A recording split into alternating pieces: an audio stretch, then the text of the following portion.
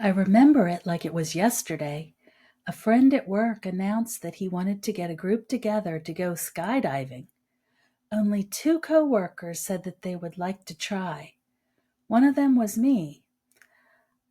Other coworkers just thought that we were crazy. The day came and I woke up early to drive across to the other side of the city to meet up with the group that was going. Even though not many of my coworkers went, the organizer had a lot of other friends that wanted to give it a try, so I was far from alone. A couple of trucks got us all to the skydiving site within a couple of hours. It was actually a school because you do have to learn a few things before going for it. There's a 1.5 to 2 hour learning process if you're going tandem, i.e. attached to an instructor, and a 7 to 8 hour learning process if you're wanting to go solo. I chose the first version. That was good enough for me. So I began this special day by signing consent forms and, in case of emergency, forms. This alone left me a bit uneasy while I was wondering, what have I gotten myself into? But I kept on going forward in the process. Onward to the learning part where I learned what to expect before, during, and after the jump. This didn't scare me because the learning felt separate from actually doing it. It didn't feel real yet. Then came the waiting. At first, I was just waiting to know which group or plane I'd go up in, but then people were noticing that a lot of clouds had rolled into the area. The instructors knew that a very cloudy day isn't conducive to skydiving because when you're in the sky, you cannot see the ground very well, so you don't know what your route down will be. Time went by, but the clouds remained. After a while, it didn't seem like I'd get to try skydiving at all.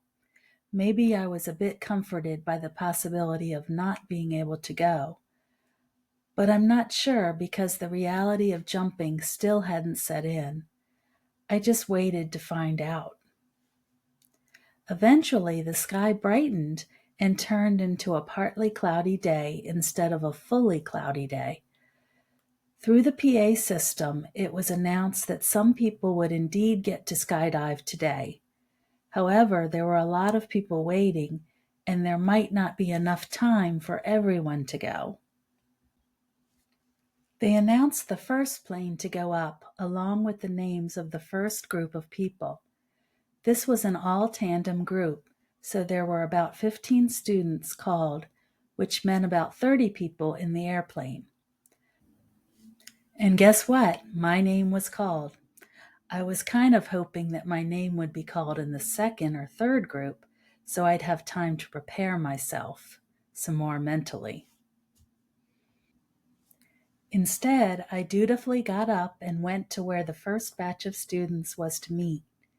The instructors gathered a parachute suitable for a tandem jump and then met with their student. The parachute was attached securely to my instructor, and then I was attached securely to the instructor. I was given an altimeter since I was in the front, as well as an extra ripcord so that I could pull it in case something happened to the instructor mid-jump. That was definitely another unnerving moment. The instructions and important information that we had learned in class was reiterated, and then we all filed into the plane. The plane seats had been removed. It was a hollowed-out space, so we all kneeled on the floor in lines with our instructors behind us. When everyone was aboard, the doors closed and the plane took off into the air. Then it started to make large circles over the area that continually got higher and higher up into the air. I knew this because I was able to watch my altimeter slowly go up.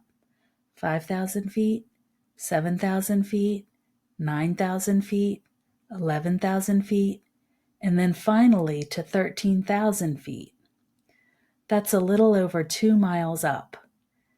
Now I was getting a bit more uneasy. The airplane door was opened and cool air rushed in. People began to inch their way toward the opening. Soon I was standing at the opening of the airplane. My toes were hanging over as if they were pointing toward some unknown abyss. My instructor counted down, and we jumped. The initial feeling was a surreal one of not feeling any kind of comfort whatsoever. I wasn't really scared, I just didn't know what to think.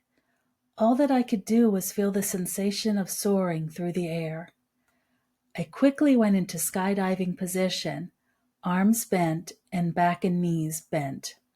Finally, the instructor pulled the cord, and I went from a feeling of uncomfortable unknowingness to a feeling of calm peace as I floated slowly downward.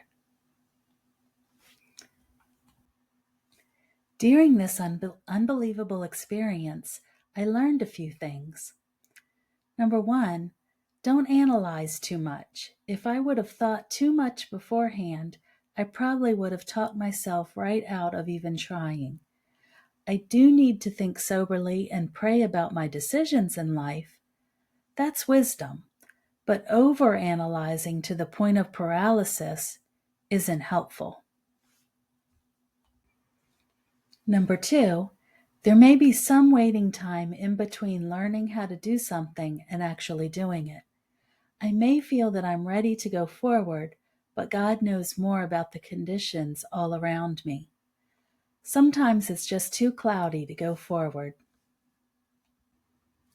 And number three, the first step or two out of my comfort zone will always feel uncomfortable and even scary.